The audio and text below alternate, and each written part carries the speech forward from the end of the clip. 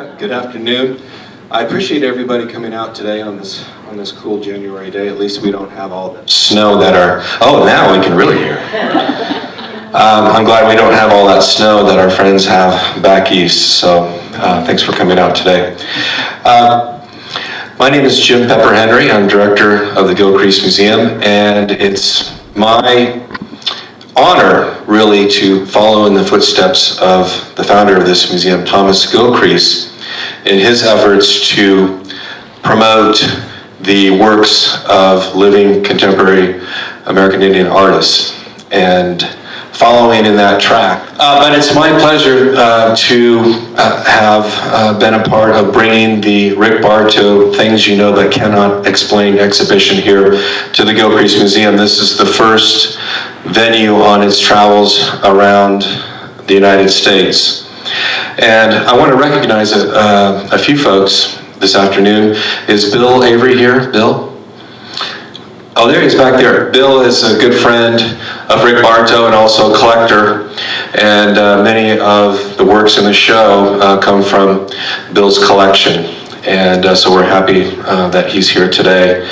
Danielle Knapp, the co-curator of the exhibition, was here earlier this week, and she had to head back to Portland, Oregon. But this show comes to us from the Jordan Schnitzer Museum of Art at the University of Oregon, and they've worked for several years putting this exhibition together, and it debuted there several months ago, and it's been very well received. So again, we're the first venue on the traveling tour of this exhibition.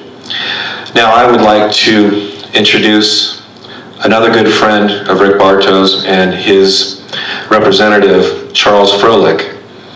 Charles owns and operates Froelick Gallery in Portland, Oregon, and he has an Oklahoma connection. He was born here in Tulsa, and I chastise him because he grew up in Texas. But he received his Bachelor in Fine Arts from the University of North Texas. In addition to running his gallery, he is currently board chair of Crow Shadow Institute of the Arts on the Umatilla Reservation in Oregon, and is a National Council member for the Smithsonian National Museum of the American Indian. Charles has served as president of both the Portland Art Dealers Association and the Gilcrease Center for Graphic Arts at the Portland Art Museum. He has volunteered with the City of Portland's Public Art Advisory Committee and the Cascade Age Project Annual Art Auction. In 2013, the Oregon Business Journal named Froelick one of the city's iconic gallery owners. Rick Bartow and Charles met in 1992 through the Jameson Thomas Gallery, and they have remained close business and personal allies ever since. In 2013, the Jordan Schnitzer Museum of Art at the University of Oregon began coordinating this traveling retrospective exhibition with Charles's participation and support as Rick's representative nearly every step of the way. Without further ado, ladies and gentlemen, Charles Froelick.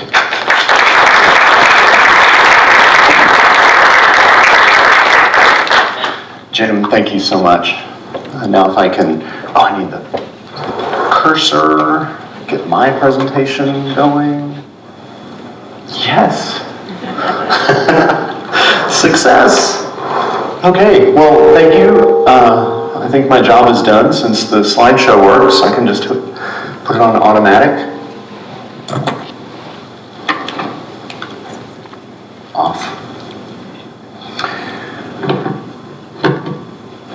Well, I want to thank everyone here at the Gilcrease Museum, and I especially want to thank the people of the Osage Nation for welcoming us onto their land here. Jim and all the staff,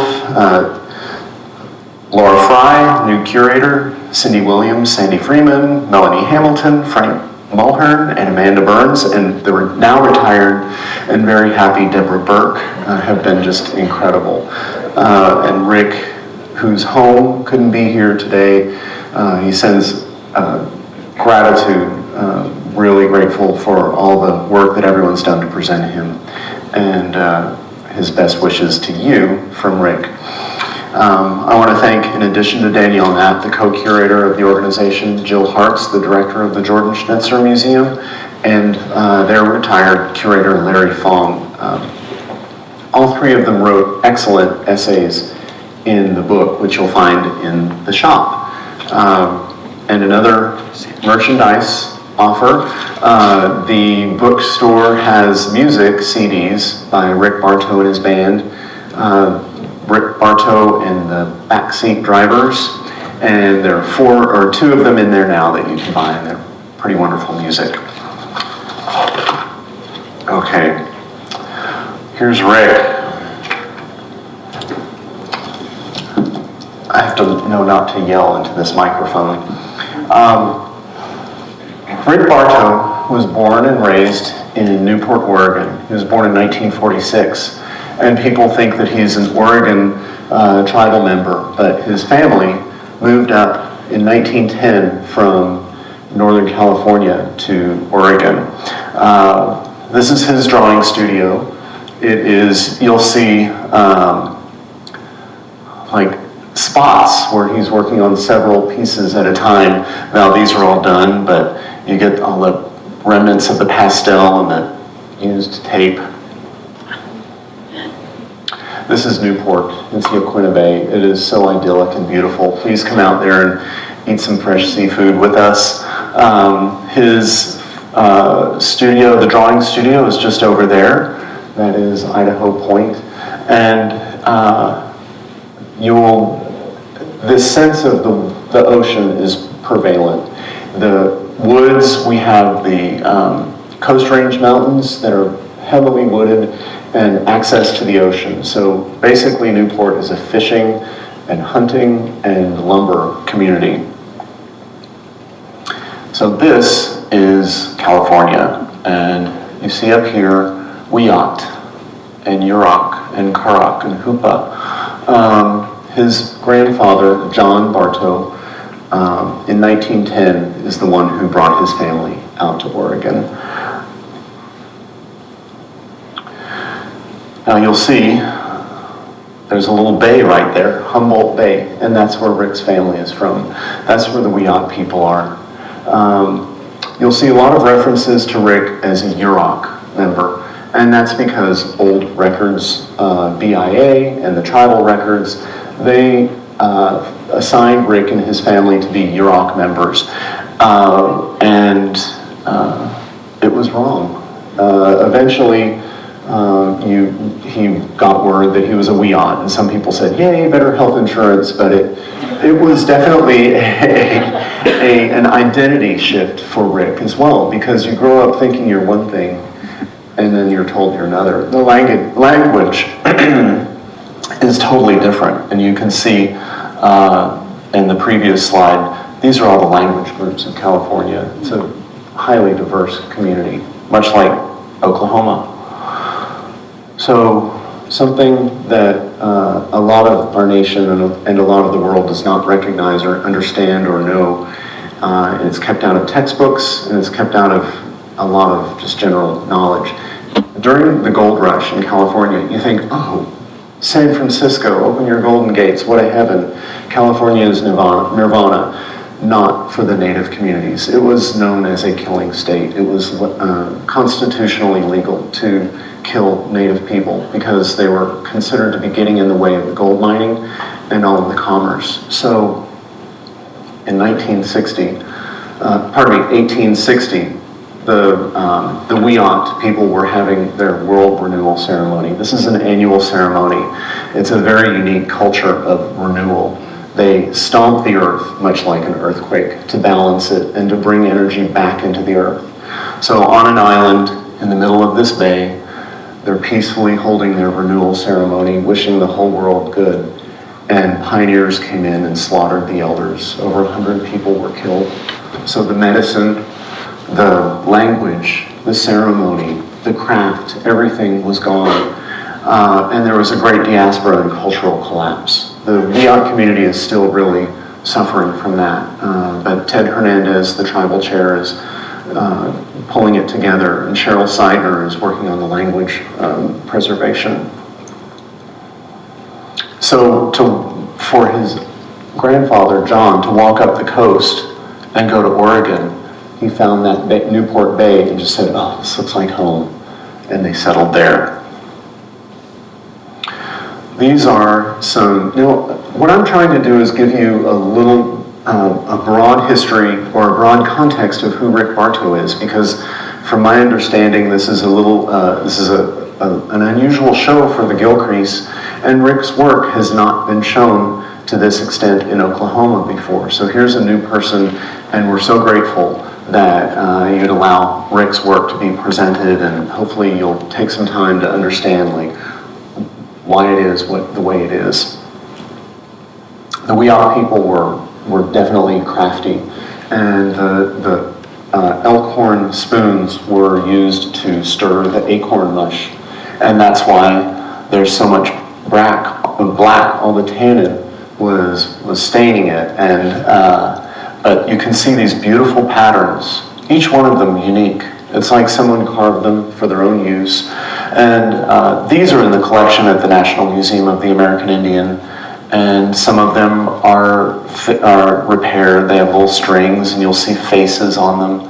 But these are, there are also bone rattles and coin purses for games. So those were crafts that are part of Rick's tradition, his heritage. Here's Rick again at the NMAI. This is a Wiyot dance apron, and Rick calls it the grandmother's dress. And every time he's back in DC, he has to go see this. But a beautiful abalone and beads and seeds. And you can imagine the great sound it would make when it's being danced. Okay, Rick, born in 1946, in the 50s in high school, he was already very interested in music and making art. So he was drawing, he was playing guitar, and his parents recognized this, and they sent him to a summer art camp. So if any of you have friends, family, children that are remotely interested, give them some opportunities, and something really amazing might happen. In the 50s, Rick goes to Southern Oregon University for a summer art camp, and it was profoundly moving for him. He eventually entered work into the county fair at Lincoln County Art Fair, and he won first prize. The juror happened to be a professor from Western Oregon University, and he received scholarship. So he went to college at Western Oregon University, a very small town, only about an hour away from his family. So it was very comfortable, very relaxed community, and he got to study with Jim Mattingly. Now, Jim Mattingly is not really known outside of the Willamette Valley, but this is, I'm trying to present just what helped form Rick's mind. He is so often understood as looking at other artists' work, and Rick, I can say, if nothing else, is a visual omnivore. And his teachers, like Jim Mattingly and John Casey and Dan Cannon, were equally enthusiastic to Rick to just study the world, to travel the world, to see the world, and to make it authentic. And Rick is very convicted of make it his own, make all of those stories his own. Another aspect, you're guinea pigs today. This is a little bit of a test run. I've not given this presentation before, but I talk about Rick's work every day.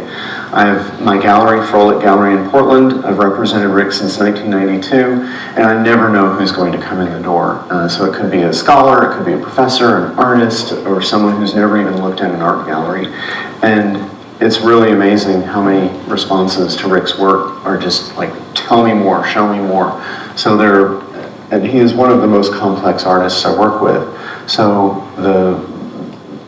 my talk might take a little bit of a flea on a hot skillet path, but I hope that at the end of this, you'll have some better understanding and enjoyment of Rick's work.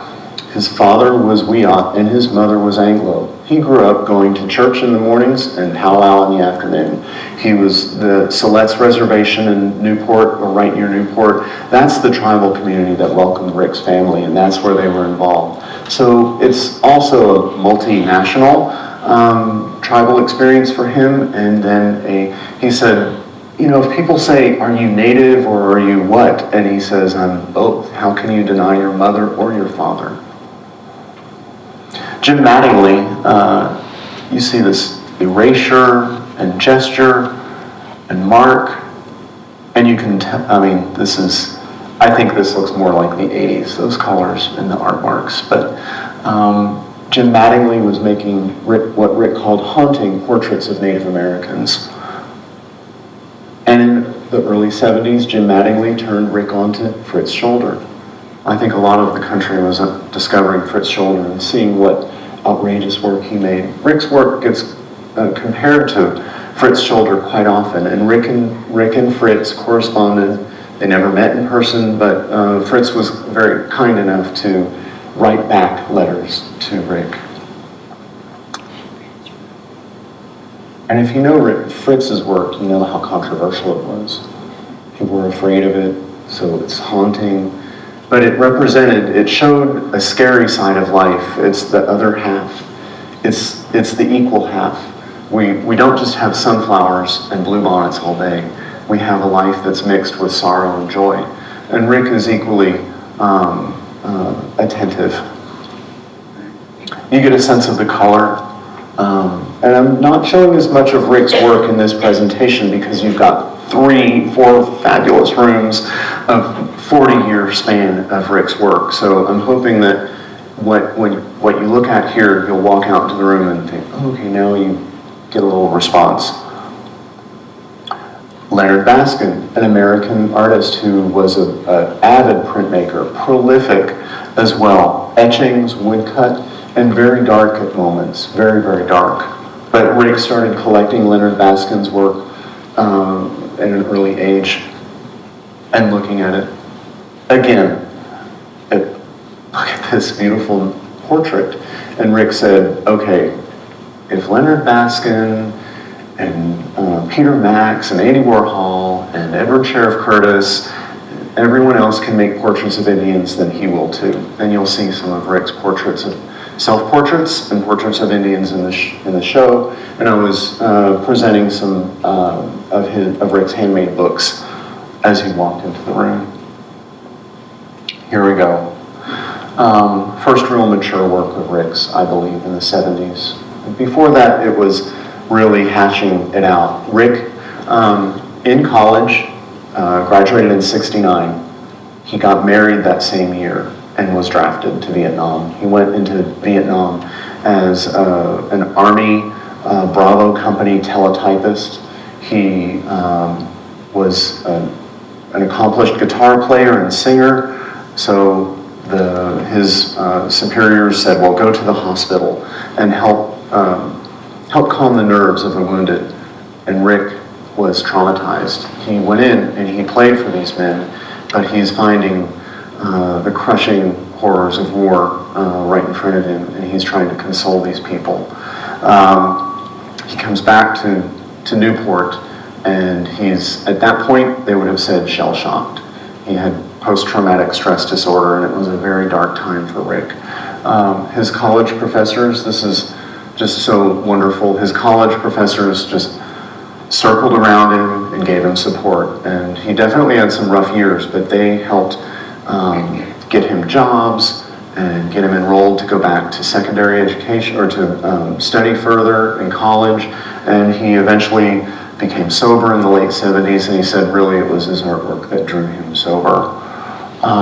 Introspection, and introspection is at the heart of his work. A lot of people think, oh, it's scary, and well, a lot of things that go on inside the mind after you've come back from war must be unbelievable. So, drawing them, expressing through images can be so very healing.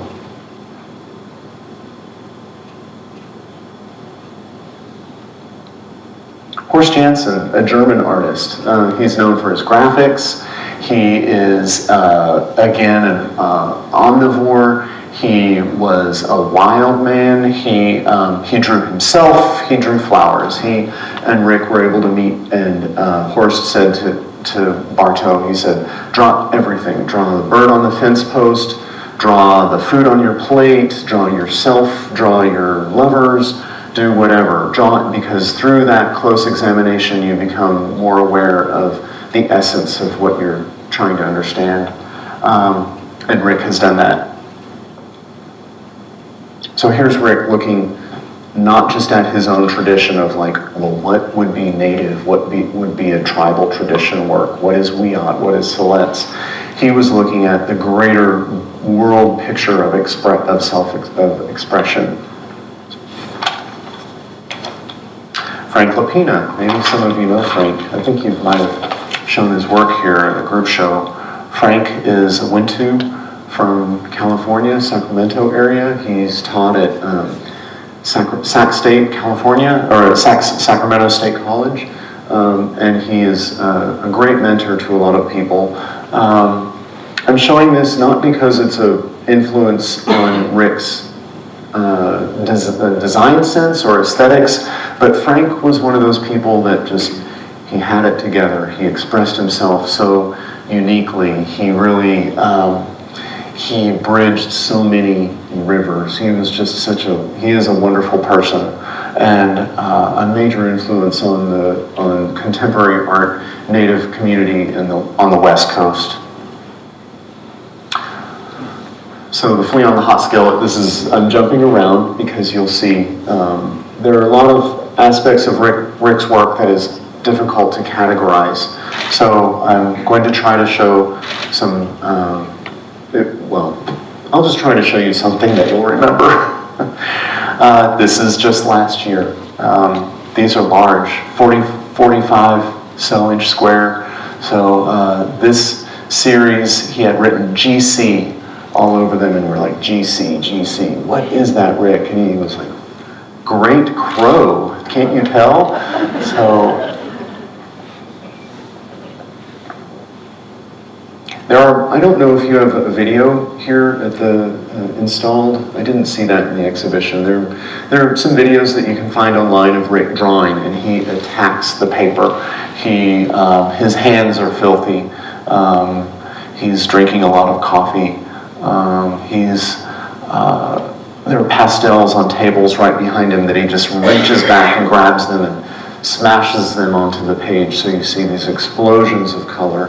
Some have aqueous media, water media, and intensify the pastel.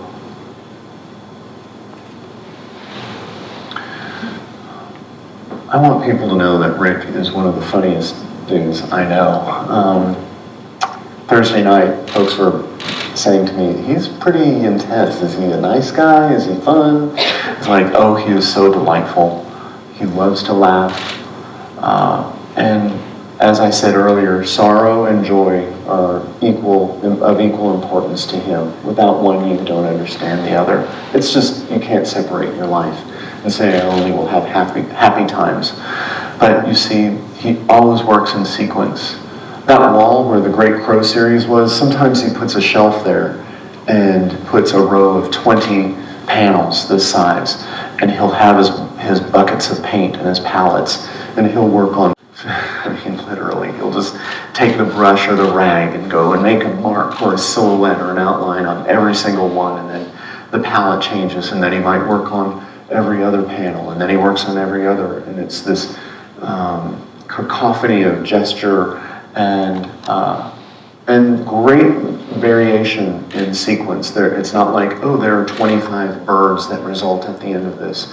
There might be some self-portraits, there will be coyotes, there will be birds, there will be owls and bears.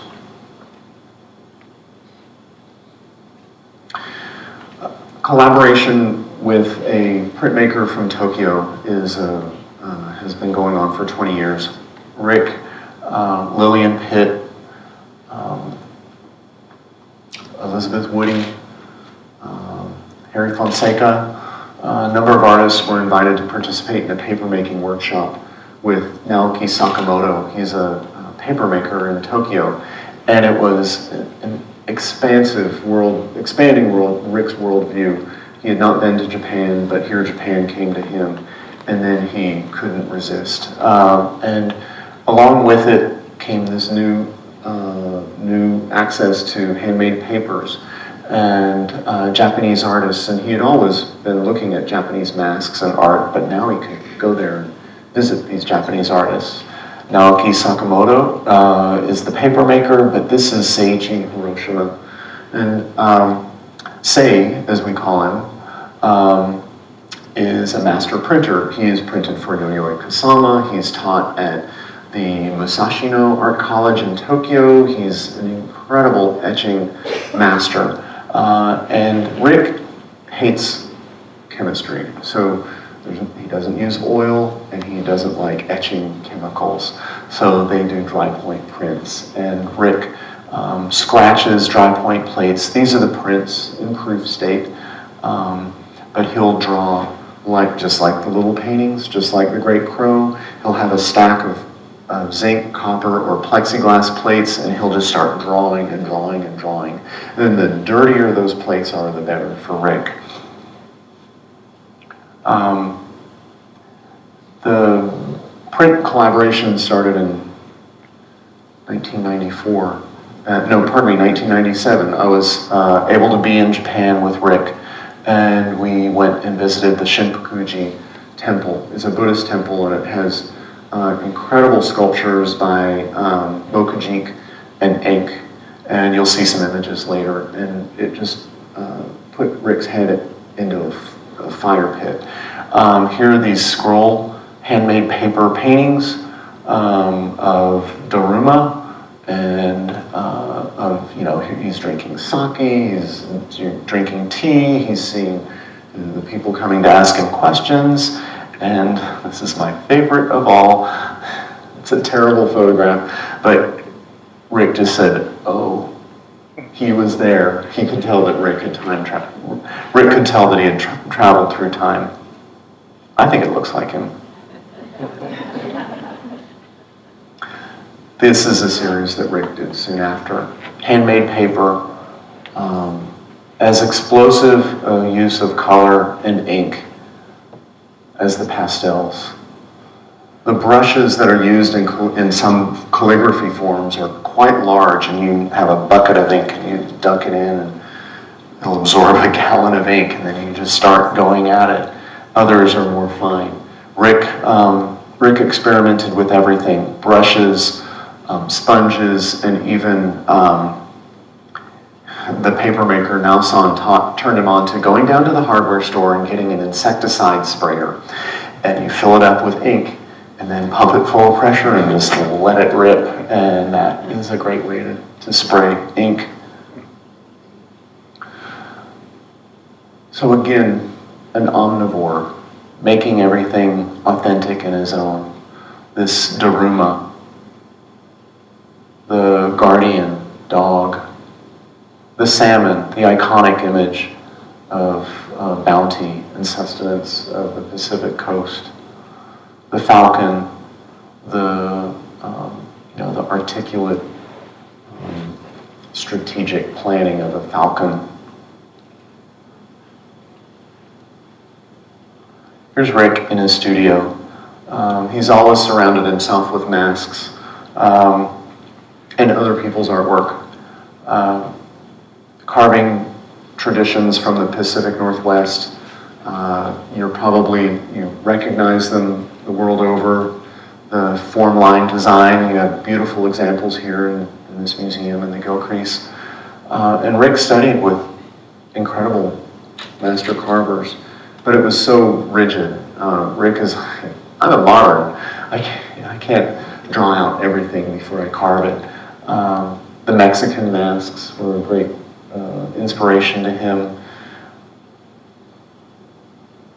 And you see a great mentor there, a Fritz Scholder print, a Leonard Baskin print. These are some of the carving tools that Rick has used. I think he brought this back from Japan in 1997. So we go to Japan, we tour the country, we go meet carvers, we meet paper makers, and someone gave Rick this carving blade, and we go to Narita Airport with it, like offering to the security guards. We got through just fine. More of his tools. Here are some of his handmade tools with a blade that he might have sharpened himself, or he bought the blade but made the handle. these adzes. Then you see these in the collection of the National Museum of the American Indian. They're historic Wiyot carving tools. They're great for just, you hack like this. They're used throughout the Northwest. They're used in Japan. They are great carving implements. These have stone and decoration, grip, maybe a face back there. This is one of Rick's, this is a terrible photo, I'm sorry, but I shot it through the glass of a display case at the NMAI. There's a little face up inside there. There's a bear mask very much like this in your show, but it's not nearly as articulate. This one has this beautiful horsehair and a fish that's on a spring, so it rattles and shakes around. And this one has an articulated mouth. And a lot of Rick's earlier masks were made to be danced. Now the mask tradition is not a Wiyot tradition. So yes, he carves masks. He's fascinated with the theater, the transformation of using masks, but it's not a ceremonial tradition for the Wiyot. So Rick feels very free to interpret them as he wishes. Okay, here's Mokujik, who was controversial for his own time because a lot of these had very individualized traits. They weren't just archetypal Buddhas. They were as if Mokujik was looking at someone in particular and carving these. And then to compare with this refined, polished, and playful is equally playful. These are ink. He was, I believe, in the 17th century, and he was kind of known as the mad monk. He drank a lot of sake, and if you were building a temple and you needed like 1,000 Buddhas real fast for every corner, you would call ink and you'd give him endless amounts of sake, and he would just carve, nonstop for a couple of weeks. So equally controversial, equally free, equally loved in Japan. John Bevan Ford. I tried finding better images of John's work, but I can't say how much John was such an influence on Rick.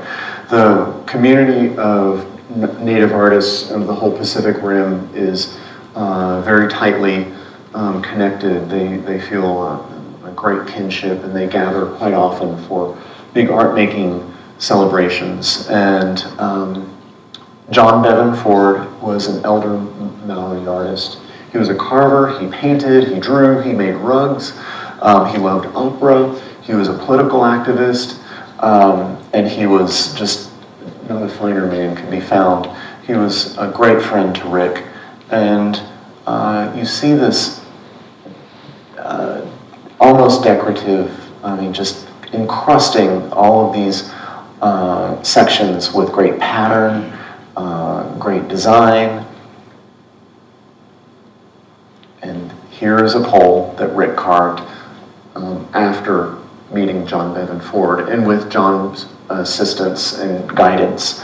This is a sculpture that was commissioned by Washington County. It is, we call it the Cedar Mill pole for a neighborhood where Bill Avery lives.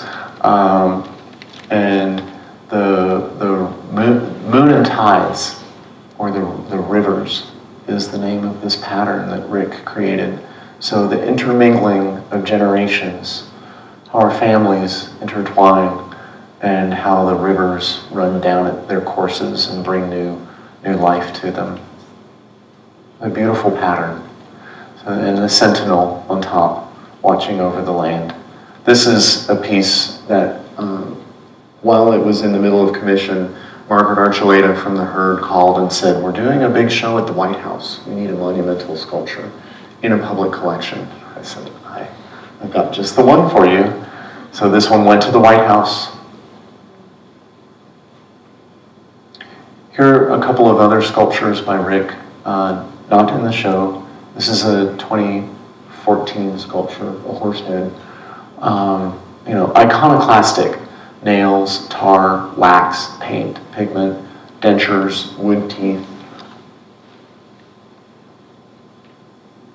The Conde sculpture of Africa have long been an influence of Rick, or an inspiration. The pounding in of nails, the ritualistic and ceremonial pounding of nails to bring out power and to channel. Rick has adopted that as his own. And this sculpture, this is called Our Swamp. Rick grew up really next to the Yaquina Bay in a lowland, and in high tide there would be water like 40 feet from his door, and in low tide it would go way out. And that's when he would go clam digging. So the different damselflies, the herons, the long length of the wingspan and the arms, and the transformation, something I haven't addressed, but you'll read in the panels in the show, transformation mythology transformation is a major part of Rick's work, and you find myths from all over, the Bible, Egypt, Mexico, Native American, Japanese. There are these wonderful relationships of humans looking to animals. What are the archetypal personality traits of a bear? A bear mother that protects her young, an eagle that's so strategic and able to catch the most wily of fish, a deer for innocence and sincerity. So the animals and humans, they're crossing over in Rick's work. It's his way of looking very carefully at the animal kingdom. A ghost fox. I just think it's beautiful. This is in the Eiteljorg Museum's collection. And these, his most recent monumental sculpture, and We Were Always Here. The title of the work came late. The Smithsonian asked Rick if he would want to make a monumental sculpture, and it was a 2-year process to find the wood. This is an old-growth western red cedar. It's a beautiful wood to carve, and it was a great inspiration for Rick. This he also calls moon and tide, this pattern. So as the tides go in and out, more generations are left, and some are taken away, and some are brought in, and some are taken away. On the back side of these are 2 6-foot-tall salmon, one swimming upstream, one swimming downstream. And the welcoming bear with the eagle going to the north for wisdom and fresh air, and the raven, the trickster, both opening their hands. And what you can't see in this is the sun and the moon. It's like ah and in the Asian sculptures and the dogs, the foo dogs, the beginning and the end. Also male and female, the sun being male and the moon being female. And Rick said, a lot of people look at this face and it's got a frown, but it's a very intense look. It's not anger. Same with his drawings out in the show. The sun is hot. It's a lot of hot energy. The moon is mellow. It's feminine energy, Rick says, much more about love. And hot energy is not anger, it's not evil, it's not bad, it's just intensity. And then to relate to the drawings in the show, when you see these open mouths, if you think of chanting, an open mouth is highly expressive. When you think of a chant or a yell or that is highly expressive. It's not just anger or assaulting. It is expression. This is a wood sculpture called From the Mad River to the Little Salmon River, or the Responsibility of Raising a Child. This commemorates the birth of his daughter, Lily, the interdependence of species. And I had been looking at Alan Hauser's work a lot, and Rick and I have just had so many conversations about the range of artists out there, and I said, Rick, let's do something in bronze. And he agreed that this would be a good one to make into bronze. We cast it in an edition of 5, and this one sits downtown on our bus ball, but I doubt we'll ever do a bronze piece again, because like I said about etching chemistry, this took wood. He loves to work with the raw material, and you'll see his mark in all of the wood sculpture and the drawing out there. It transferred from wood to something he wasn't touching at all. I still think this is a successful, beautiful sculpture, but Rick felt a distance from it and from the end process.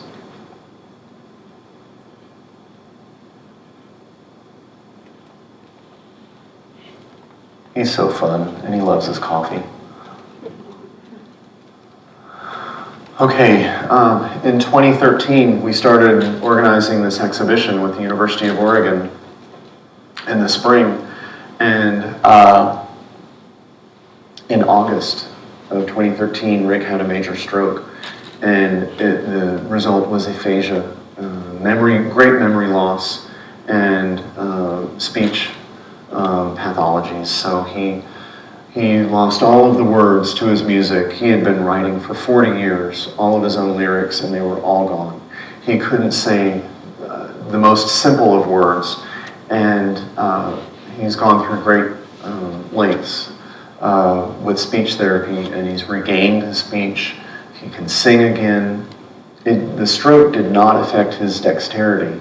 He could stand, he had full motor skills. He could draw, he could paint, he could play the guitar, he can play music, but it was the language. And he said, they can take away my words, but please don't take away my hands or my writing or my drawing. And it started a very serious phase for Rick, introspection. He's 69 now, he just turned 69 in December. He was diagnosed with what's the word? He has a bad heart, congestive heart failure, which is a condition that doesn't really go away. He got a pacemaker in September, and since then, he has kept painting. This painting he did right before the pacemaker. He is not in a wheelchair, and I joked with him that this is a little bit dramatic, but you see his rank. This one's titled Buck, which is just a nickname in the military, an Indian hero. I think it's a really incredible work. And at the same time, he's doing these sweet portraits of birds. You'll see the likes of this in the show too. Here's the sun. And a heron. Or maybe that's a goose. Yeah. They can be a little of each. This piece is 18 feet wide, and he completed it after getting his pacemaker. So Rick's work ethic has always been, you work, you work, you work, you work. If you feel bad, you go to work. If you have a hurt finger, you go work. If you're complaining about something, you go work. If you're not in the studio, the muse will never come find you. The muse will not carry you to the studio and make you brilliant. You must have your dexterity. You must have your hand in the material. Rick is prolific. This is one of the last pieces he completed. He was looking at the Japanese scrolls of crows, but he chose to put swallows. Graceful, floating, and mystery. The dogs are ever present in his work, the trickster, and also just the innocent play of a dog. He said if he's ever having an artistic block, he goes to find somebody with a dog because they're doing something they shouldn't, they look guilty, they'll do something.